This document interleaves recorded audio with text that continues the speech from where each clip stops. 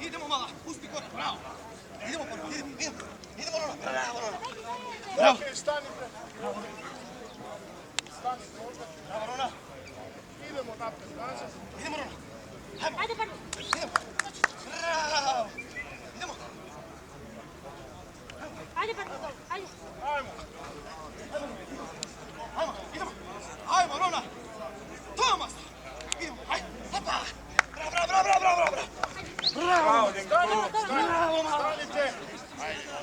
Imamo dvije ženke, jedna iz klase šampiona, jedna iz koje klase je ona? Od 12 do 18.